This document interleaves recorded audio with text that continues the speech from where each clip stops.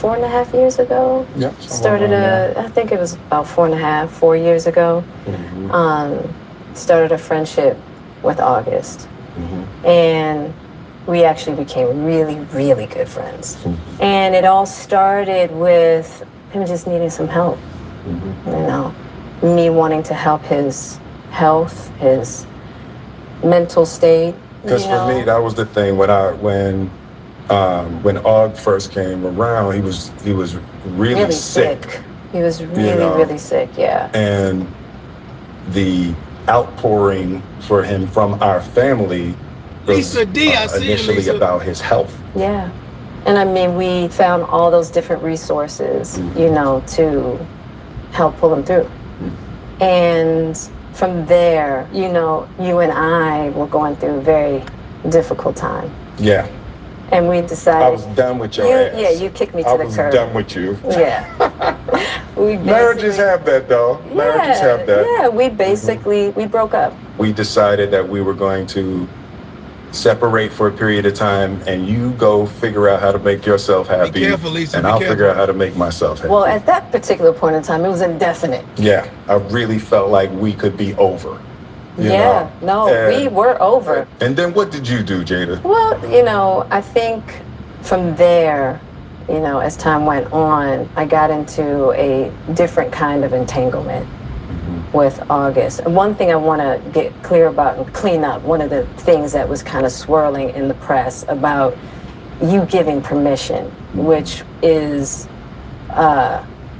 you know, the only person that can give permission in that particular circumstance is myself. Yes, exactly. Yeah. But what August was probably trying to communicate, because I could actually see how he would perceive it as permission, because we were separated amicably. And I think he also wanted to make it clear that he's not a homewrecker, which he's not. I think so. I mean, because this is your red table, and you like brought yourself to the red table. I think you need to say clearly what happened. As far as what? You and I decided we were going to take our space, and what happened? Yeah, and then I got into an entanglement with August. That's what I said. An entanglement? Yes. Yes. A relationship? Yes, it was a relationship. Absolutely. Okay. I was in a lot of pain, and I was very broken. Now, in the process of that relationship, I definitely realized that you can't find happiness outside of yourself. And luckily enough, you and I were also going through a process of healing in a much different manner. I would definitely say we did everything that we could to get away from each other, only to realize that that wasn't possible. So we come into the red table. So I'm in the Jada position right now. So you know, you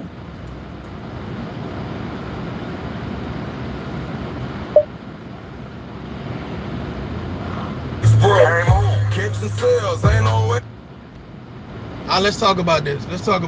All right. Will and Jada Smith. Enterprise isn't just one of the world's largest transportation providers. We're a committed team. They won't let me be great. So let's talk about this. Y'all let me know if the Wi-Fi is acting up or whatever case it be, then I'll punch it to a different. But Will and Jada Smith. Now, we've talked about this entanglement. We've talked about, you know what I'm saying, the August fellow. We talked about Willow Smith. We talked about Jaden Smith. Let me ask you something. When you're in a personal relationship, is there a certain amount of information you should be giving to the public? Like, do you feel like the less information that you give or the more information that you give to the public will make or break your relationship? I feel like Will Smith and Jada Smith, they've given too much information to the public in regards to their sex life. And then once you open up that door, once you open up those floodgates, it's hard to just retract. It's hard to just say, well, nah, we good now. And I think that's what happens with a lot of situations, especially with relationships where you guys break up, you guys have an issue, and you go your separate ways, or you take a pause because of an entanglement, because of somebody did something, et cetera, et cetera, et cetera. And then once you start to rekindle, it's difficult because the people that you done ran to tell your side of the story. Come on now, let's be real. The people you done ran to tell your side of the story, now they won't let you live what you told them down. They won't let you live the fact that you called her a narcissist, the fact that you called him toxic, the fact that you said that they were bad people. They won't let you live it down. And I think that's what happens with the situation with Will Smith and Jada Smith. You know what I'm saying? They said, well, hey, Jada, you're a home, you know what I'm saying? You violated a young man who came to you for support, who was your son's friend. For you to start sleeping with him at the age that you were, you knew better. You took advantage of him emotionally and physically. Now I hear a lot of content creators. Y'all let me know if y'all can hear me. You took advantage of him. Now I hear a lot of content creators saying, well, you know, Jada was hurt herself, so she should have never lend a hand to say, okay, well, let me help this young guy out or whatever. And it seems like, to be honest with you, she helped her way to the penis. I'm gonna be honest with y'all, she helped her way to the penis. She was talking about healing, and she was talking about overcoming a situation with her and Will, the breakup. And I just feel like, you know what I'm saying, I don't know what it is, but it seems like you took advantage of this guy who you said that was damaged. Now, the reason why I'm coming back and I'm having this conversation right now is because a lot of people are saying, a lot of people promote this whole self-healing narrative, but it's a gimmick. You know what I'm saying? The whole red table thing, it's like, okay, well, let's come and let's put out our most intimate secrets online. And my thought process is, once you let the cat out the bag, it is very hard to put the cat back in the bag.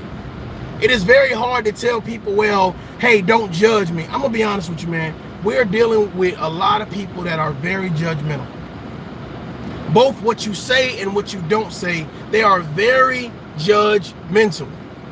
So regardless if you want people to know about your relationship or you don't want people, if they don't know, they're gonna make it up. If they do know, they're never gonna let it go.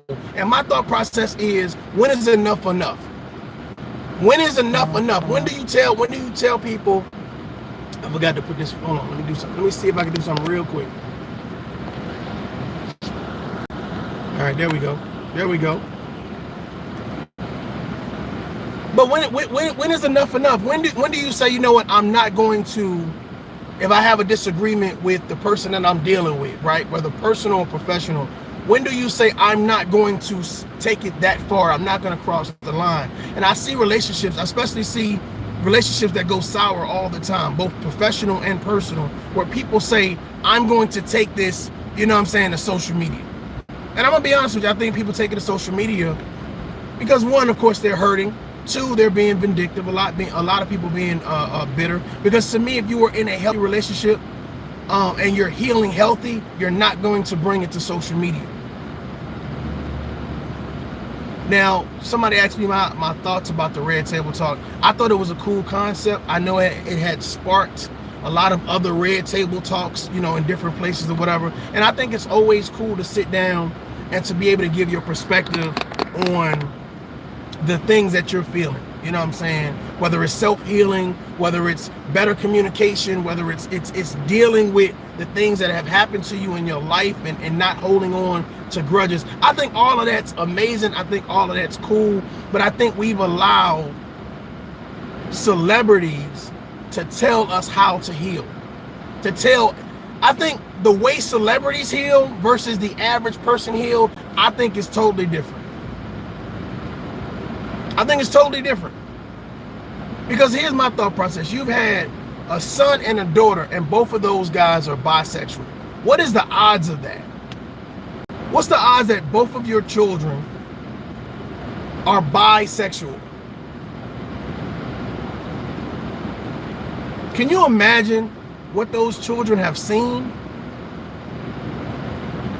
Like, I hear a lot of conversations about, you know, Mama Duck and all of these other people and their parenting skills, et cetera, et cetera, et cetera. And we know that Will Smith and Jada Smith, they've been well off for eons, right? But my thought process, have we ever thought about what they have saw, what those children have saw to be like, are you, let me ask you a question. Do you feel like you're born gay, or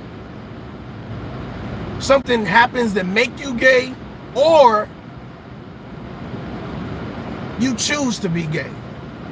Like, there's a couple different scenarios of what I'm kissing me, and I'm trying to ask you guys, what do you feel about the whole the Will Smith children? Do you feel like they had a choice? Do you feel like they were forced in the situation? Do you feel like they saw something? Do you feel like something happened? Like, cause my thought, I guess with my whole, you know, I'm gonna come to the red table and I'm gonna tell everybody how I'm feeling about life and, you know, how I'm trying to heal, et cetera, et cetera, et cetera. I look at Will and I look at Jaden and Willow Smith, and they both look spaced out. Like they both look spaced out. You know what I'm saying? And maybe they've been exposed to too much. Like those children to me seem like they've been exposed to too much.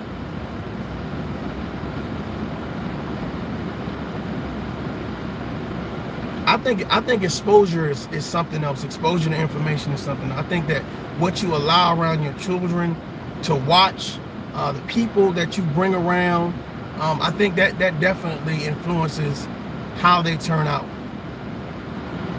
Sheer says, I feel like that they saw too much in that house, and that sexuality has become a normal way of life. I totally agree. I totally agree. I think that they've been exposed to too much. And it's so funny because we think as average, everyday people, you know what I'm saying? Hey, that's just Hollywood. That's just how they do. And my thought process is, were they turned gay? Were they born gay? Did something happen that made them? Like, it's a lot of conversations. But my thought process, when you have a mother, now Will Smith he has also admitted that he's slept with other women, et cetera, et cetera, et cetera. But it hasn't been any women that they brought to their household that was the children's friends. So that, I think that's what make the thing with August so distasteful, because it's like, well, you let this young man in your home.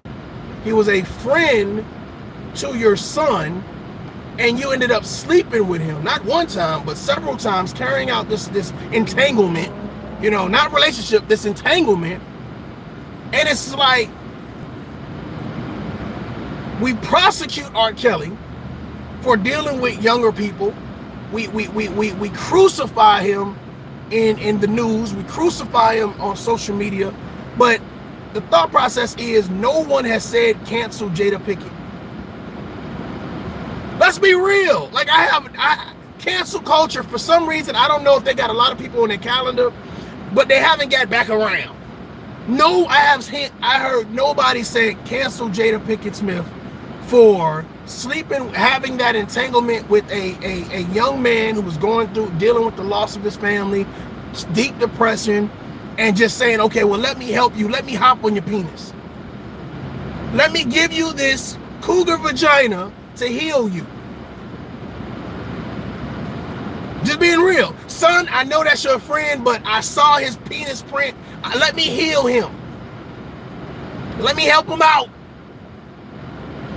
But nobody has said, let's cancel Jada Pinkett. She went on to do several more red table talks. You know, when she came out with the whole entanglement thing, like, this has been over a year. This was before COVID-19. Let's just be real. Let's just be real. And my thought process is, why is cancel culture more pressed about canceling men than they are about canceling women? Can we talk about it? Let's have a tough conversation. Now, we both know that Will and Jada Smith, they out there. Hollywood is out there. I mean, they marry several times. You know, I'm gonna need you to see me, player. I'm gonna need you to see me. I'm gonna need you to see me. There we go. Okay, just about to hit me.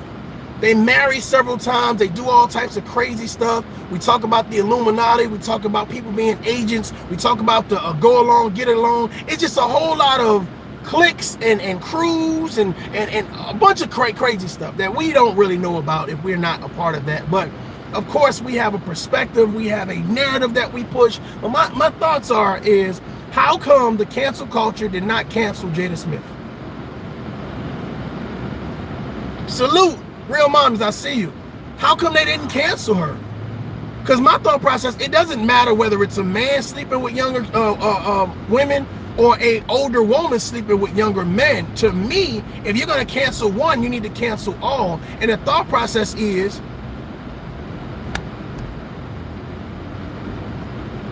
doesn't that sound a little bit sick? If I know, can you imagine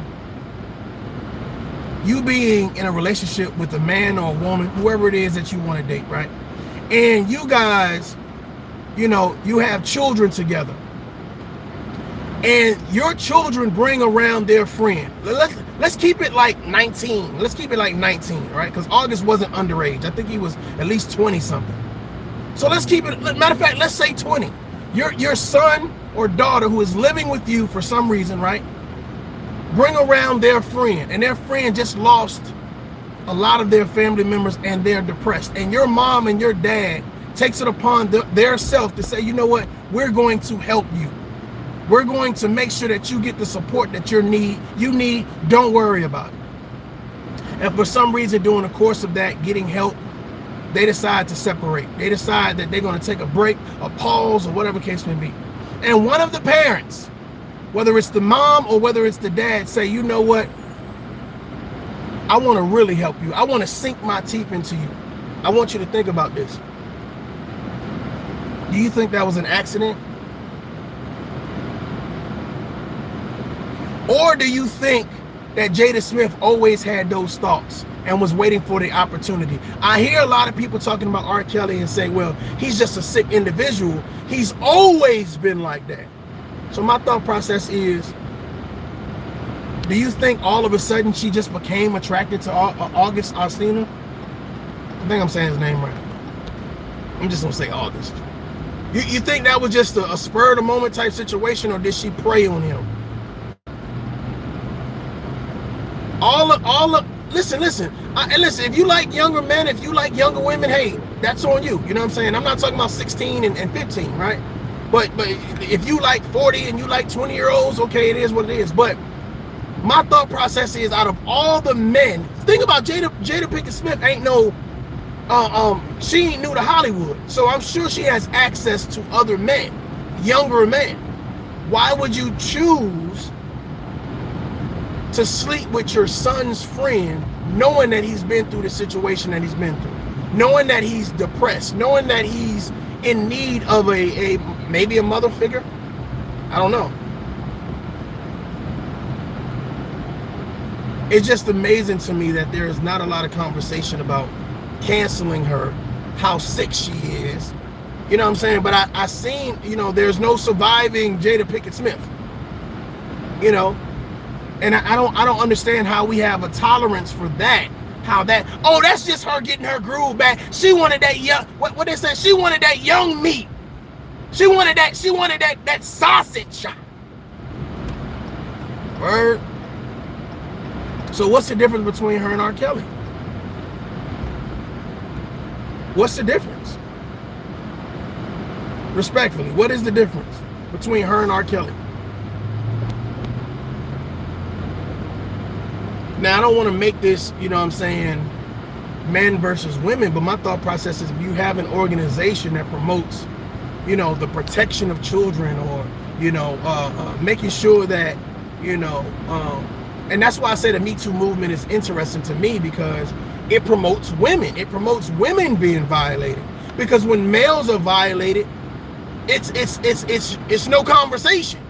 It's little to no conversation, which makes men or males or young boys feel as if they're not important. And we do this great job at saying, well, you should just be manly just because.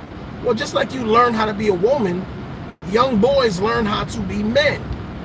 Now, suppose in the transition of going from adolescent to teenager to young adult, something happens in that process. Somebody violates them in that process, or whatever case may be. Now, if you don't play sports and you don't have males around you to really be a role model, for a lot of men growing up, they reference their football coach, they reference the, you know, or they reference a coach. That was their father figure, that, or a teacher. That was their example of manhood. But for those people that didn't have it on a daily basis, it wasn't pushed, it wasn't regulated. Suppose something happens and you're violated, and you're too embarrassed to tell someone as a young boy, hey, this is what happened to me. Where do you go? There's no song. How many songs on the radio right now is reminding young boys how powerful they are, how beautiful they are, how handsome they are, how their skin tone is a blessing. Like, I will wait. How many songs right now are being pushed on social media right now to say, as a man, you should feel powerful. As a man, you should be successful. As a man, you should, as a young boy, you should. Not a lot. Not a lot. But I'm going to tell you right now, because I have all daughters, social media, the music industry, mainstream, they do a great job at empowerment. They do a great job at empowerment. You know how many women's conventions I've heard about here in Houston?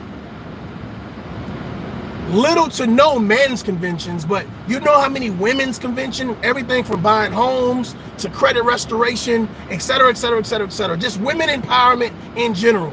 Let me ask you guys something. Why do women feel they need to be empowered more than men? Just general questions. Why do you feel like women feel they need to be empowered, like constantly reminded that they are good people, that they are a blessing, that they should cherish themselves, that they should know their worth? Why do you feel like that needs to be a daily reminder? I'm reading comments now. I'm at the light. I'm trying to read comments. Y'all let me know, why do you feel like it needs to be a daily reminder? And on top of that, here's the second part of the question. When do males get that reminding? Like, is it you got it one time when you was talking to your grandfather, you got it one time when you was talking to your stepdaddy, you got it one time in your life, and that should last you for the rest of your life. However, women go from young girls, some, all the way up to adulthood, you know what I'm saying, with this constant reminder. From the songs to the television shows to the movies, you know, hey, I'm strong, my melatonin rocks, black girls rock, et cetera, et cetera, et cetera. Why does that reminder need to happen? And who sits down and says, we're only going to come up, when we say black girls rock, we're not going to say black boys rock. When we start talking about melanin, we're only going to put pictures of young girls on the photo. We're not going to say that young boys should be just as proud. Let me tell you when young boys get saluted, when they get uplifted. They get uplifted by the gay community. Ah, wait a minute. Wait a minute. There is more uplifting going on in the gay community for young boys than in the heterosexual community. Am I lying? Am I lying? Am I lying? You can find more things to uplift young men in the gay community than you can in the heterosexual community. Why is that? Why is the heterosexual community so involved with saying, I'm only focusing on girls, I'm only focusing on women, and if they do something, we pacify the situation, but if a man does it, we crucify? Should Jada Pinkett Smith be canceled? Should she get the same energy that R. Kelly got, the Weinstein guy got, all these other people got, or whatever case may be? Because talking about it openly, that's cool. That's cool. You know, telling everybody, you know what I'm saying, hey, I slept with August, you know, because of this, because of that, or whatever. But it's not the fact that you slept with somebody 10 years you're you know, younger. It's not that. It's how, it's the level of manipulation. It's like, it's a predatory maneuver that you made. You knew that he was in a bad place. You knew that he was depressed. He just lost his mother. I think he lost his aunt or his brother or cousin or something. But I mean, you're in a state of like depression. So you put the vagina to heal him. You put the vagina on his mouth to heal him.